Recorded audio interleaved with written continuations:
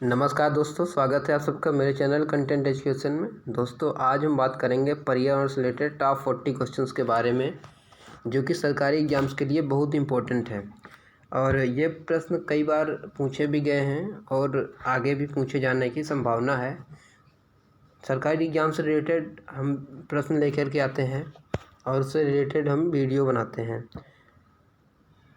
तो ऐसे ही helpful video पाने के लिए हमारे चैनल को सब्सक्राइब करिए और वीडियो को लाइक करिए। आइए वीडियो शुरू करते हैं। हमारा पहला क्वेश्चन है, साइबेरियन सारस किस नेशनल पार्क में आते हैं? तो इसका सही जवाब हो जाएगा केवलादेव नेशनल पार्क में। ये पार्क है राजस्थान में स्थित है।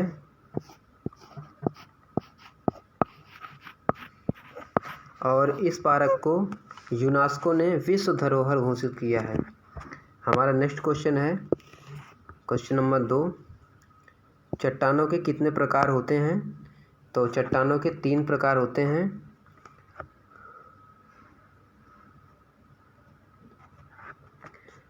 हमारा नेक्स्ट क्वेश्चन है, क्वेश्चन नंबर 3, भारत में सबसे ज़्यादा टाइगर रिजर्व प्रदेश है।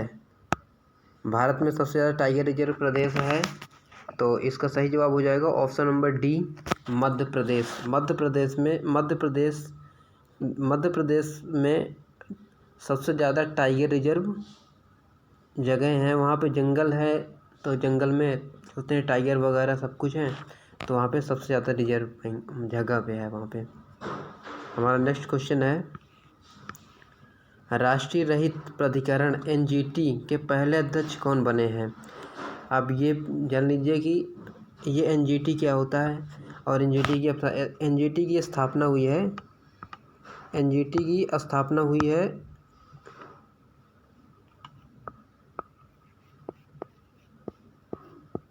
ये बहुत इंपॉर्टेंट क्वेश्चन है। ये एग्जाम में पूछे जाने की संभावना, क्योंकि करंट से रिलेटेड क्वेश्चंस पूछे जाते हैं और ये करंट का ही क्वेश्चन है। तो इसकी स्थापना हुई है 2010 में, और जो इसके पहले अध्यक्ष बने हैं वो बने हैं जस्टिस लोकेश्वर सिंह। इसका सही जवाब जाएगा option number B, justice Lokeshwar Singh. ये बने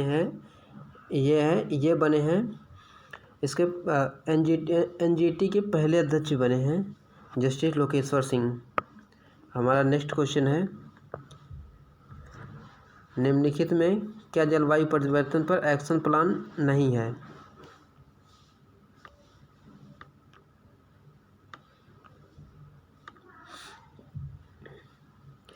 हमारा नेक्स्ट क्वेश्चन है, क्वेश्चन नंबर 4, निम्नलिखित में क्या जलवायु परिवर्तन पर एक्शन प्लान का हिस्सा नहीं है? तो इसका सही जवाब हो जाएगा ऑप्शन नंबर बी, प्रदूषण नियंत्रण के लिए राष्ट्रीय मिशन। ये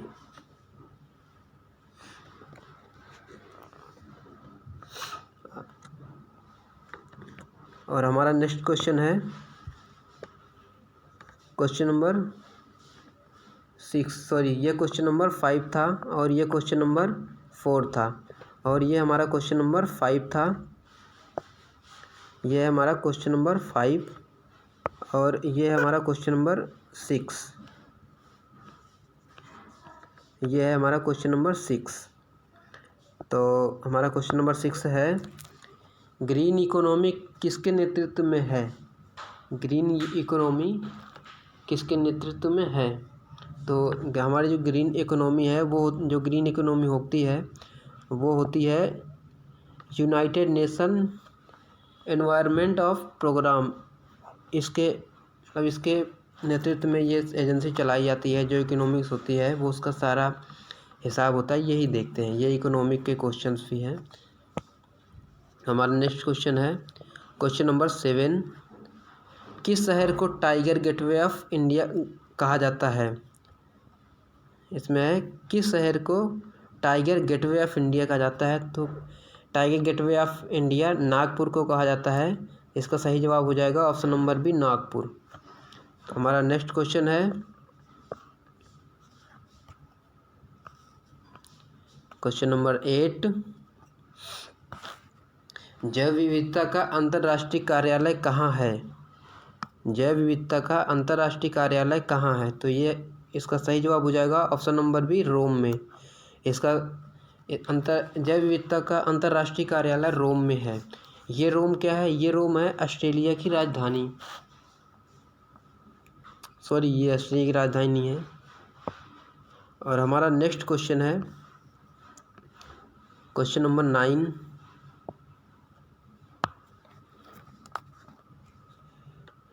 राष्ट्रीय वन्यजीव बोर्ड का चेयरमैन है, यह है राष्ट्रीय वन्यजीव बोर्ड का चेयरमैन जो होता है वो होता है प्रधानमंत्री। सही जवाब हो जाएगा ऑप्शन नंबर ए, प्रधानमंत्री। ये होता है राष्ट्रीय वन्यजीव का चेयरमैन एक। और हमारा नेक्स्ट क्वेश्चन है क्वेश्चन नंबर 10।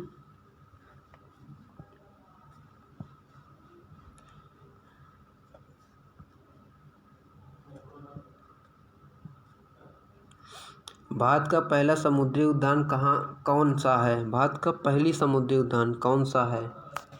तो यह है, इसका सही जवाब हो जाएगा ऑप्शन नंबर बी, समुद्री राष्ट्रीय उद्यान कच्छ की खाड़ी। ये समुद्री उद्यान है जो समुद्री राष्ट्रीय उद्यान है और यह कच्छ की खाड़ी में स्थित है। इसका ऐसे जवाब है ऑप्शन नंबर बी, इसका सही जवाब है। और हमारा नेक्स्ट क्वेश्चन है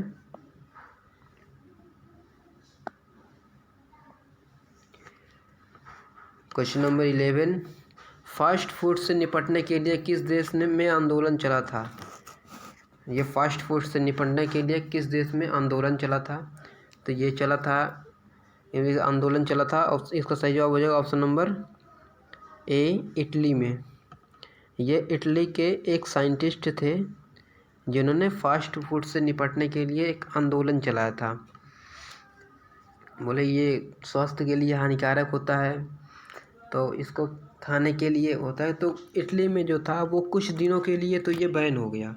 जब तक चर्चा में था तब तक बैन हो गया, फिर धीरे धीरे स्थिति नॉर्मल हो गई। और हमारा नेक्स्ट क्वेश्चन है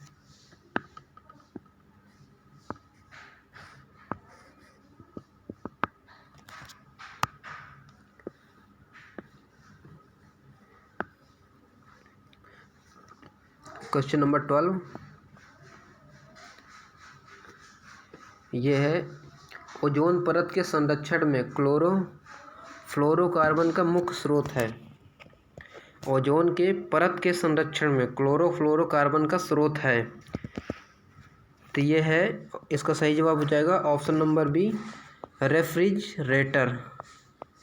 तो ये क्लोरोफ्लोरोकार्बन का मुख्य स्रोत रेफ्रिजरेटर है।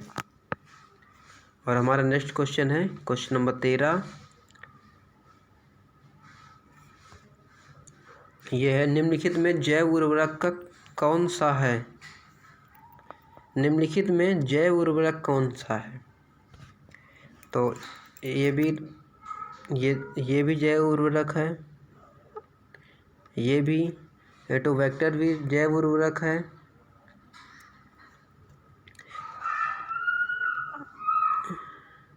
ये सहजीवी संबंध ये भी जैव उर्वरक है। ये इसका सही जवाब जाएगा उपरोक्त सभी, क्योंकि ये जितने भी हैं इसमें सभी जैव उर्वरक हैं। तो और ये होता है जैव उर्वरक खेती में उपयोग किए जाते हैं। जो जैव उर्वरक होते हैं जैसे घास हो गया, पौधों का हो गया, ये सहजीवी हो गया कि जैसे कुछ चीज़ है, कुछ सामान है, फल फूल वगैरह सड़ जाता है तो वो भी प्रयोग में आ जाता है। तो उपरोक्त तो सभी जैव उर्वरक के हैं, जैव उर्वरक के तत्व हैं मतलब। और हमारा नेक्स्ट क्वेश्चन है क्वेश्चन नंबर 14। यह है निम्नलिखित खेती में क्या फ़ायदे हैं? जैविक खेती में क्या फ़ायदे हैं? तो इसका सही जवाब हो जाएगा जैविक खेती में क्या फ़ायदे हैं? इसका सही जवाब हो जाएगा ऑप्शन नंबर ए, यह किफ़ायती होते हैं। जैविक खेती के क्या फ़ायदे हैं? यह किफ़ायती होते हैं, मतलब कि इसमें नुकसान वगैरह बहुत कम होता है जैव खेती से। और इसमें जो उर्वरक होता है जैसे यूरिया डालते हैं, नाइट्रोजन, फास्फोरस और भी कई चीज़ों को डालते हैं, उनसे युक्त होती है। जैव खेती जो होती है पहले के ज़माने में होती थी तो वो होती है जैव खेती। अब होती है साहब उर्वरक खेती, यह है जैव खेती। हमारा नेक्स्ट क्वेश्चन है क्वेश्चन नंबर 15। मोबाइल फ़ोन से उत्पन्न हुए ई कचरे में कौन सा तत्व होता है? मोबाइल फ़ोन से उत्पन्न हुए ई कचरे में कौन सा तत्व होता है? तो इसका सही जवाब हो जाएगा ऑप्शन नंबर ए, कापर। क्योंकि ये एल्युमिनियम का बना ये मोबाइल जो होते हैं वो उनके बॉडी वगैरह सारे कुछ कापर के ही बने होते हैं, तो इनका जो तत्व ई कचरा के रूप में होता है तो वो कापर ही जाएगा। अब कोई चीज़ कापर की बनेगी तो ई कचरा में कापर ही जाएगा, प्लास्टिक तो जाएगा नहीं। तो इसका सही जवाब हो जाएगा option number A, E copper.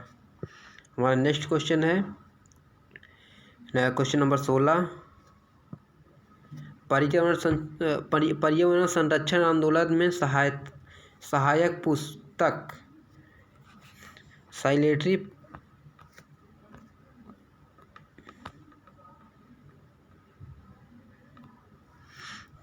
पर्यावरण संरक्षण आंदोलन में सहायक पुस्तक साइलेंट स्प्रिंग के लेखक कौन हैं?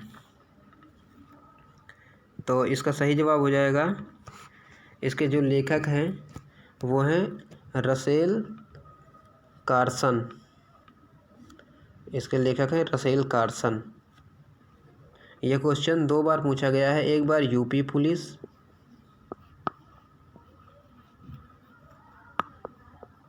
यूपी पुलिस 2013 यह प्रश्न पूछा गया है, एक बार एसएससी में पूछा गया है। एसएससी और यूपी पुलिस दोनों में पूछा गया यह सवाल। हमारा नेक्स्ट क्वेश्चन है निम्नलिखित में कौन सा ग्रह पिंड उल्टा रहित प्रभाव प्रदर्शित करता है? तो अब ये उल्टा चक्कर लगाता है, कौन सा ग्रह पिंड है ना, ये पूछ रहे कौन सा ग्रह या पिंड जो उल्टा चक्कर लगाता है। तो आप सब जानते ही हैं टाइटन नाम का एक ग्रह है और पिंड है जो उल्टा चक्कर लगाता है, ये।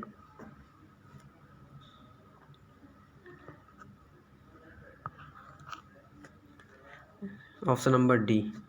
और हमारा नेक्स्ट क्वेश्चन है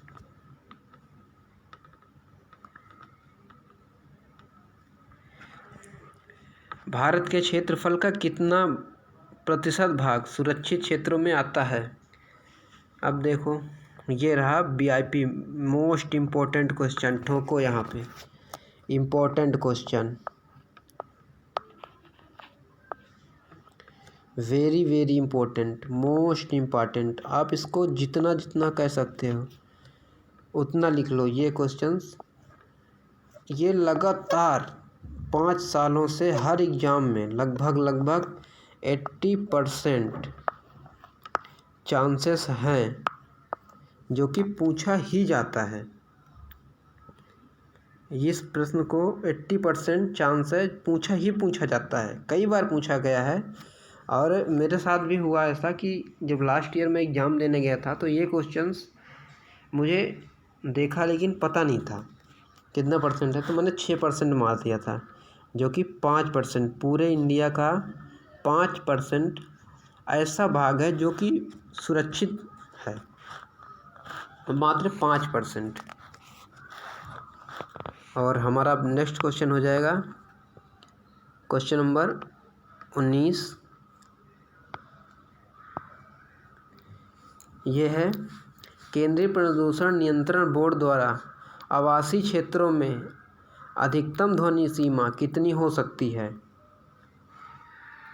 जो केंद्रीय प्रदूषण नियंत्रण बोर्ड है द्वारा आवासीय क्षेत्रों में जहाँ पर लोग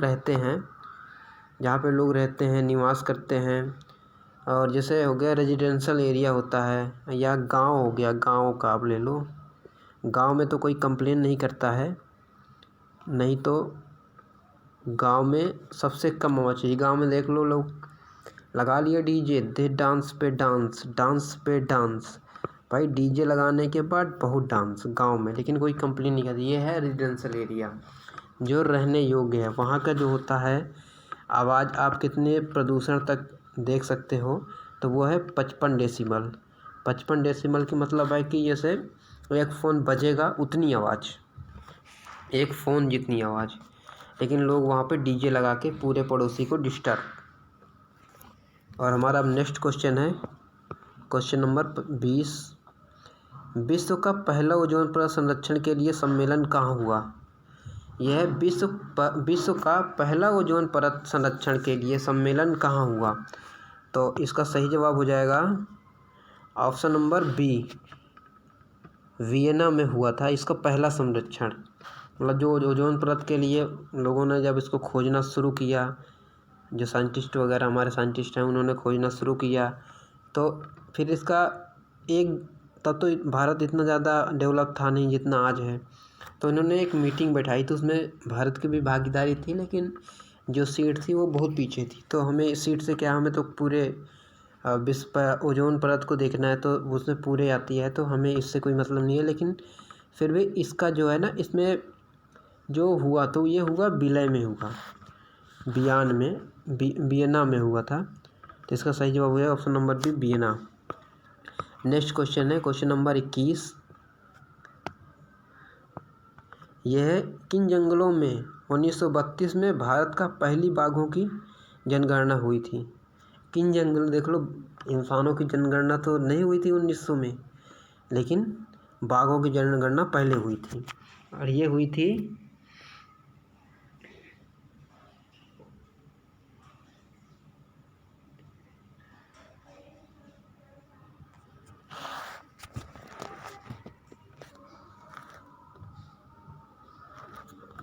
और ये पालू में, ये इसका सही जवाब हो जाएगा ऑप्शन नंबर बी, पलामू में हुई थी। पलामू के जंगलों में 1932 में भारत के पहली बार बाघों की जनगणना हुई थी। यही 1932 में बाघों की हुई थी, फिर 1939 में इंसानों की हुई थी। मतलब 7 साल बाद इंसानों की जनगणना शुरू हुई, लेकिन पहले बाघों की जनगणना हुई थी। तो हमारा नेक्स्ट क्वेश्चन है क्वेश्चन नंबर 22। विश्व जल दिवस कब मनाया जाता है? पर्यावरण से रिलेटेड बहुत इंपॉर्टेंट क्वेश्चन। विश्व जल दिवस कब मनाया जाता है? तो इसका सही जवाब हो जाएगा ऑप्शन नंबर बी, 22 मार्च। 22 मार्च को विश्व जल दिवस मनाया जाता है। और हमारा नेक्स्ट क्वेश्चन है क्वेश्चन नंबर 23। वन्य जीव संरक्षण अधिनियम के जरिए भारत में खेती और रोपण से निम्नलिखित पौधों में से कौन सा निषिद्ध किया गया है? मतलब ये जो निषिद्ध किया गया है, ये किया गया है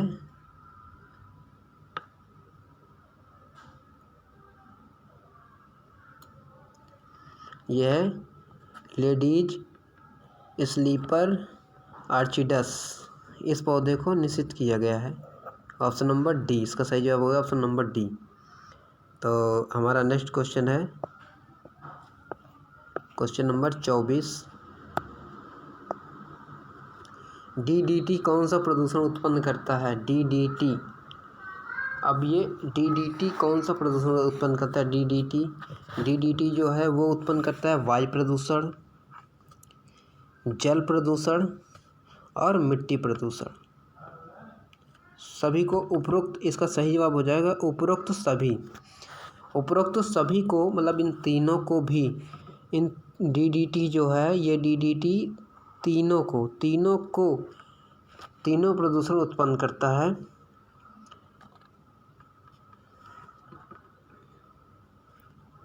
और हमारा नेक्स्ट क्वेश्चन है क्वेश्चन नंबर 25। यह उत्तर प्रदेश में विज्ञान और औद्योगिक परिषद का गठन कब हुआ? उत्तर प्रदेश में विज्ञान और औद्योगिक परिषद का गठन 1975 में हुआ था। इसका सही जवाब हो जाएगा option number A, 1975। Next question है क्वेश्चन नंबर 26। निम्नलिखित में कौन से ग्रीन हाउस गैस गंदे पानी से बनती है? निम्नलिखित में कौन सी ग्रीन हाउस गैस गंदे पानी से बनती है? तो ये बनती है मीथेन गैस। ये दलदल में बनती है। हमारे नाइन्थ के साइंस में एक चैप्टर है जिसमें मीथेन के बारे में हम अच्छे से पढ़ते हैं। और इसमें मीथेन गैस जो होती है वो जीवाश्मों के सड़ने से बनती है। तो ये दलदलों में पाई जाती है। जो दलदल हैं, तालाब वगैरह हैं, जो लगभग 50 साल 60 साल के पुराने तालाब हैं, और वो अच्छा पानी नहीं है, वो दलदल पानी है, मतलब पानी में कचरा वगैरह सब कुछ है, तो वहाँ पे मीथेन गैस पाई जाती है। हमारा नेक्स्ट क्वेश्चन है क्वेश्चन नंबर 27। भारत में निम्नलिखित में से किस पर स्वच्छ ऊर्जा उपकरण लगाया गया है? तो इसका सही जवाब हो जाएगा ऑप्शन नंबर सी। इसका सही जवाब है ऑप्शन नंबर बी, मतलब 1 और 2 दोनों, 2 और 3 दोनों। ये ग्रीन निर्मित कोयला और आयतित कोयला, ये दोनों से होते हैं और दोनों से बनाए गए हैं। इसका सही जवाब दोनों है। ये भी सही है और ये भी सही। ग्रीन निर्मित कोयला और आयतित कोयला। ग्रीन निर्मित कोयला क्या होता है? जैसे कि लोगों के घर में खाना बनता है लकड़ी में, तो वहाँ से जो जलने के बाद राख निकलती है वो ग्रीन निर्मित कोयला है। और आयतित कोयला है जो कि पश्चिम बंगाल के खानों से निकलता है, वो होगा आयतित कोयला। और हमारा नेक्स्ट क्वेश्चन है क्वेश्चन नंबर 28। भारत में कितने जैव भौगोलिक प्रक्षेत्र है?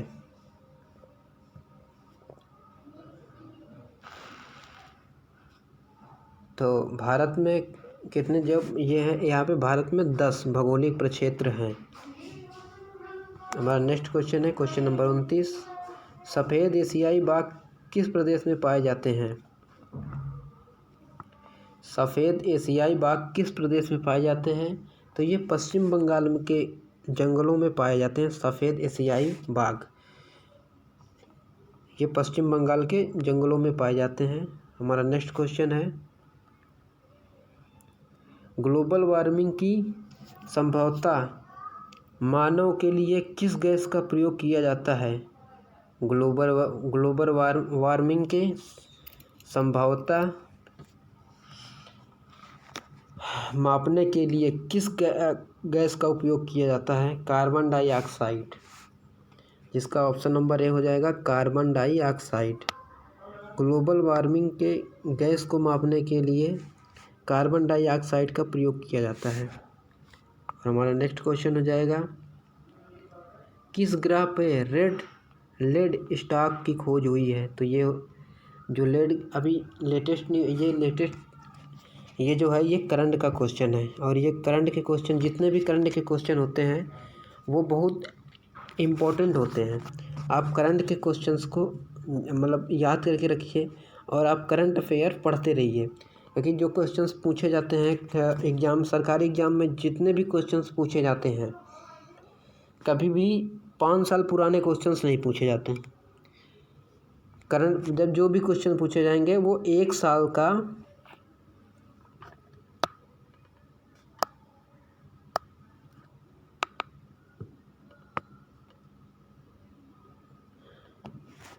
मतलब जो भी क्वेश्चन पूछे जाते हैं, जो मतलब कि चाहे वो पूछे जाते हैं एसएससी के एग्ज़ाम में पूछे जाए, एमटीएस के एग्ज़ाम में पूछे जाए, रेलवे के एग्ज़ाम में पूछे जाए, मतलब वनडे के जितने भी एग्ज़ाम हैं, वनडे एग्ज़ाम मतलब समझ रहे हैं ना आप, तैयारी करते हैं तो वनडे के एग्ज़ाम जानते ही होंगे। वनडे एग्ज़ाम है, जितने भी वनडे के एग्ज़ाम हैं और उसमें जितने भी प्रश्न पूछे जाते हैं जो पूरे करंट के क्वेश्चंस होते हैं, वो 1 साल का करंट अफेयर होता है। वही क्वेश्चंस पूछे जाते हैं, पुराने क्वेश्चंस नहीं पूछे जाते। ये जितने भी वनडे एग्ज़ाम होते हैं, चाहे वो हो गया एसएससी, रेलवे और एनडीए हो गया, ये भी जितने भी क्वेश्चन हैं या तो फिर पूछे जाएंगे किसी टॉपिक से रिलेटेड, जैसे कि कोई टॉपिक है उसका मात्रक वगैरह तो हर साल चेंज नहीं होते हैं, तो उन सबको पुराने क्वेश्चन पूछे जाएंगे। जो न्यूज से क्वेश्चन पूछे जाते हैं वो 1 साल का करंट अफेयर होता है, उसी से इर्द गिर्द क्वेश्चन पूछे जाते हैं और पहले के क्वेश्चंस नहीं आते हैं। आप ये ट्रिक याद कर लीजिए। अगर वीडियो पसंद आए तो वीडियो को लाइक करिए और चैनल को सब्सक्राइब करिए। तो आइए नेक्स्ट क्वेश्चन, हमारा नेक्स्ट क्वेश्चन है क्वेश्चन नंबर 32। भारत में जंगली हाथी कितने प्रदेशों में पाए जाते हैं? तो भारत में जंगली हाथी जो पाए जाते हैं वो हमारे 17 प्रदेशों में पाए जाते हैं। जहाँ जिन जिन प्रदेशों में जंगल है वो 17 प्रदेशों में ये जंगली हाथी पाया जाता है। हमारा नेक्स्ट क्वेश्चन है पक्षियों के विलुप्त डोडो प्रजाति किस देश में पाई जाती है? जो हमारे इंडिया में तो विलुप्त हो चुकी है, लेकिन अभी भी कुछ देशों में या कुछ प्रदेशों में पाई जाती है। तो वो है अभी भी यहाँ पे पाई जाती है।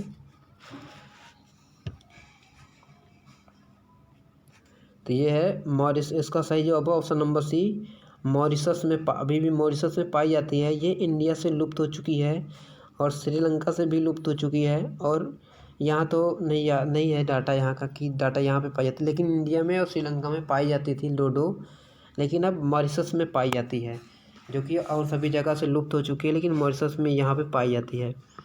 तो हमारा नेक्स्ट क्वेश्चन है क्वेश्चन नंबर 34। यह निम्नलिखित में कौन सी सिंथेटिक ईंधन का मुख्य स्रोत है? सिंथेटिक ईंधन का मुख्य स्रोत है, तो इसका सही जवाब हो जाएगा ऑप्शन नंबर सी, कोयला। सिंथेटिक ईंधन का मुख्य स्रोत कोयला है।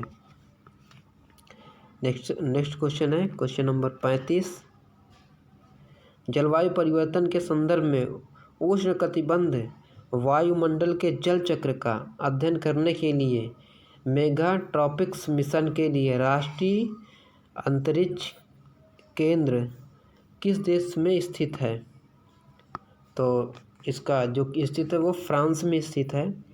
जलवायु परिवर्तन के संदर्भ में उष्णकटिबंधीय वायुमंडल में जल चक्र का अध्ययन करने के लिए मेगा ट्रॉपिक्स मिशन के लिए अंतर्राष्ट्रीय अंतरिक्ष केंद्र किस देश में स्थित है? तो वो फ्रांस में स्थित है। हमारा नेक्स्ट क्वेश्चन है क्वेश्चन नंबर 36। उत्तर पूर्व भारत का सबसे बड़ा राष्ट्रीय उद्यान कहाँ स्थित है? उत्तर पूर्व भारत का सबसे बड़ा राष्ट्रीय उद्यान कहाँ स्थित है? तो ये स्थित है, ये अरुणाचल प्रदेश में स्थित है। तो इसका सही जवाब हो जाएगा option number A, Arunachal Pradesh. और हमारा नेक्स्ट क्वेश्चन है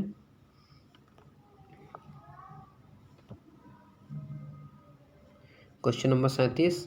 पृथ्वी सम्मेलन का दूसरा नाम क्या है?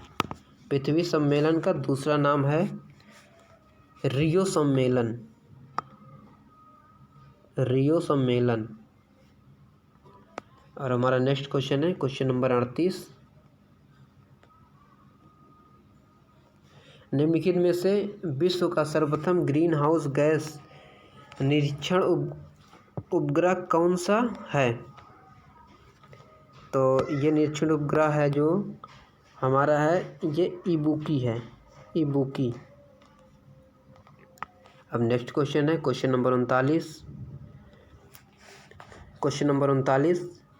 PM10 और PM2.5 निम्नलिखित में से कौन सा सैंपल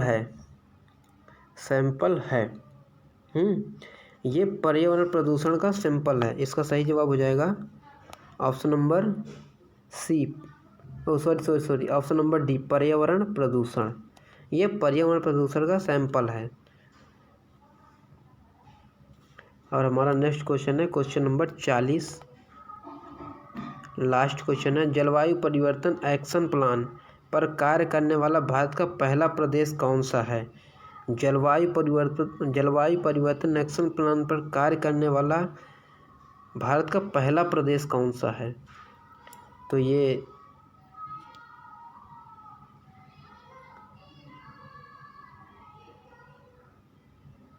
इसका ऑप्शन गलत छपा हुआ है यहाँ पे। ये एक्शन प्लान जो काम करने वाला है वो है दिल्ली, ये गलत है। तो ये है दिल्ली।